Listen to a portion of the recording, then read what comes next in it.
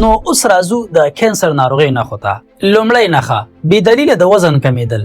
طبیعي خبره ده که څوک رژیم نیسي، ورزش کوي یا د وزن کمولو لپاره ځانګړی کوشش یا هڅه کوي نو وزن به یې راکمیږي. خو که د څو هفتو په موده کې مو بغیر له کوم خاص یا ځانګړي دلیل څخه وزن په ښکاره ډول کم شي نو دا باید جدي ونیول شي.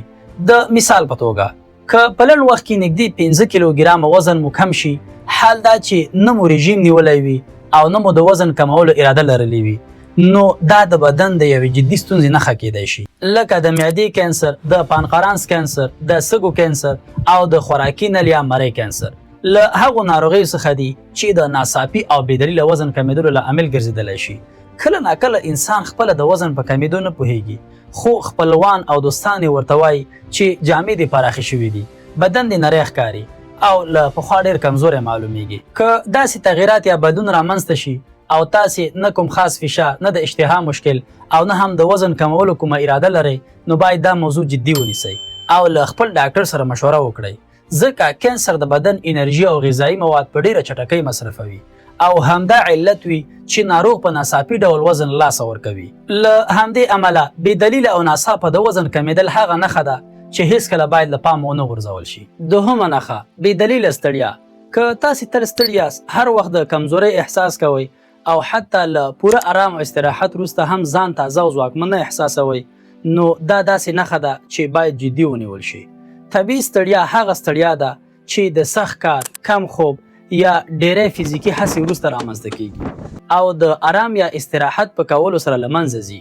خو کله چې ستړیا دوامداره شي، د ورځني کارونو په ترسره کولو کې مو مشکل یا خنډ جوړ کړي او د آرام یا استراحت باوجود هم ښه نشي نو دې حالت ته دوامداره ستړیا وایي. دغه ډول غیر عادي ستړیا په ځانګړي ډول د وینې په ځینو کینسرونو کې لیدل کیږي. نو که تاسې له اوږدې مودې راهیسې بې دلیله ستړیا احساسوئ او دا ستونزه مو ورځنی ژوند اغېزمنوي نو غوره ده چې ژر تر ژره له ډاکټر سره اړیکه ونیسئ. ځینې ساده معاینات لکه د وینې مکمل یا بشپړه ازموینه یعنی CBC کله ناکله د ناروغۍ د لومړنیو نښو په موندلو کې مهم رول لوبوي. درېیمه نښه د سکین یا پوستکي رنګ بدلیدل. ګورئ، سکین یا پوستکی د بدن هغه برخه ده چې ډیری وخت د روغتیا د وضعیت په اړه مهمې نښې راښایي. که د پوستکي رنګ بدل شي یا کوم خال یا داغ چې پخوا موجود وو په شکل، اندازه یا رنګ کې بدلون پیدا کړي نو دا موضوع باید له پامه ونه غورځول شي. د مثال په توګه که یو ټکی یا خال چې کلونه په همغه حالت پاتې وو ناڅاپه لوی شي، رنګ یې توروالی یا سوروالی ته واوړي یا یې څنډې غیر منظمې شي نو دا د پوستکي د کینسر له احتمالي نښو څخه کیدای شي.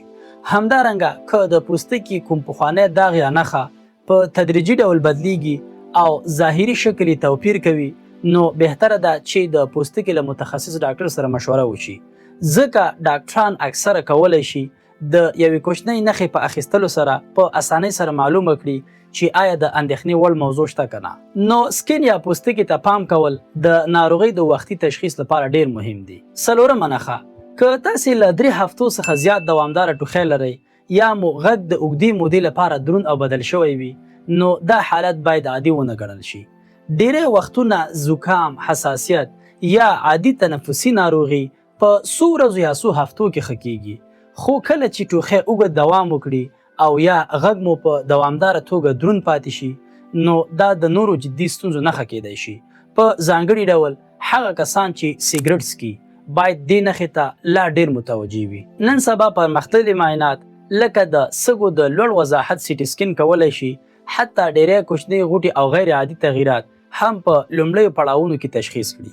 له همدې امله که دوامداره ټوخی، د غږ بدلون یا د ساه اخیستلو ستونزې لرئ نو د سږو له متخصص ډاکټر سره مشوره کول ډیر مهم دي، ځکه هره ناروغي چې په لومړي وخت کې وپیژندل شي د درملنې امکانات یې څو برابره زیاتیږي. پنځمه نښه د کینسر له مهمو خبرداریو څخه یو هم غیر طبیعي وینه بهیدنه او یا غیر معمولی ترشحات دي. که تاسې په ادرارو یا امتیازو کې وینه ووینئ یا مو په غایطه موادو کې د وینې نښې څرګندې شي یا د ټوخي پر وخت له بلغم سره وینه ووځي نو دا داسې نښې دي چې سمدستي طبي ارزونې ته اړتیا لري. همدارنګه په ښځو کې له عادي حالات څخه بهر وینه بهیدنه یا غیر معمولی ترشحات رامنځته شي نو دا هم باید جدي وګڼل شي، ځکه دا ډول نښې کله ناکله د کولمو د کینسر، د مثانې د کینسر، د سږو د کینسر او یا هم د ښځو د رحم او تناسلي سیستم د ځینو کینسرونو سره تړاو لرلی شي.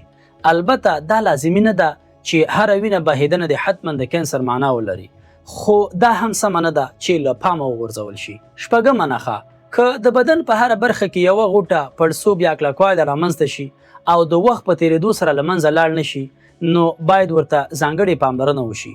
په ښځو کې د سینې په نس کې د غوټې پیدا کېدل یو مهمه نښه ده.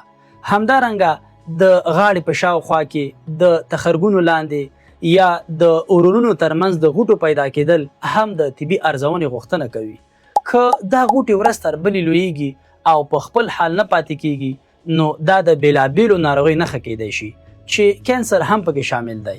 د مثال په توګه د سینې کینسر، لیفوما او د بدن ځینې نور کینسرونه د همدې ډول غوټو له لارې خپلې لومړنۍ اشارې ورکوي. خو ګورې دلته بیا هم یو مهمه یادونه کوم: که خدای مکړه تاسې له دغو نښو څخه کومه نښه لرئ، دا معنا نه لري چې تاسو به حتما کینسر لرئ، ځکه ډیری وختونه دا نښې د نورو عادي ناروغیو له امله هم رامنځته کیږي.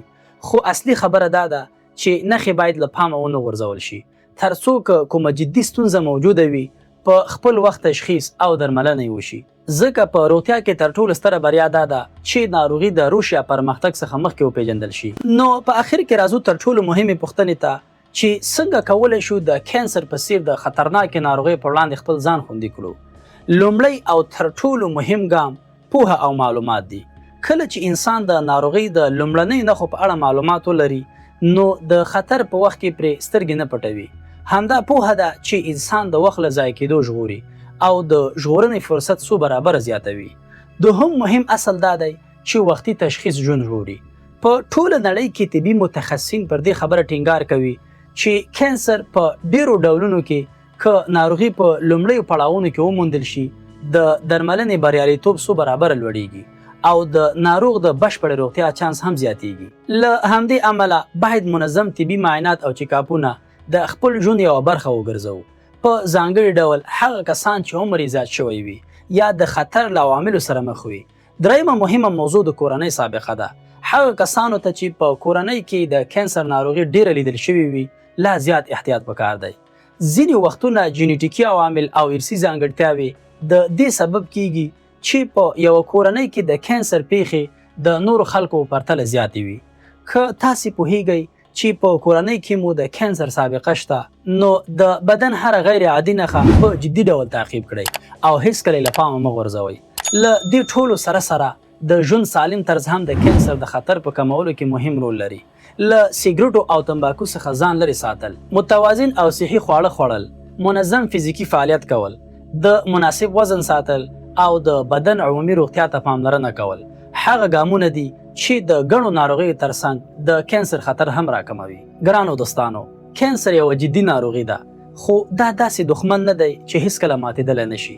تر ټولو ځواکمنه وسله مو معلومات دي، تر ټولو مهم فرصت مو وختي تشخیص دی او تر ټولو لویه تېروتنه د نښو نښانو له پامه غورځول دي. که مو په بدن کې کوم غیر عادي بدلون ولید، که مو ناڅاپه وزن کم شو، که دوامداره ستړیا، ټوخی، وینه بهیدنه یا مو د بدن په کومه حصه کې غوټه پیدا کېدل احساس کړه، نو مه ویریږئ، بلکې اقدام وکړئ. ډاکټر ته مراجعه وکړئ، معاینه ترسره کړئ او حقیقت معلوم کړئ.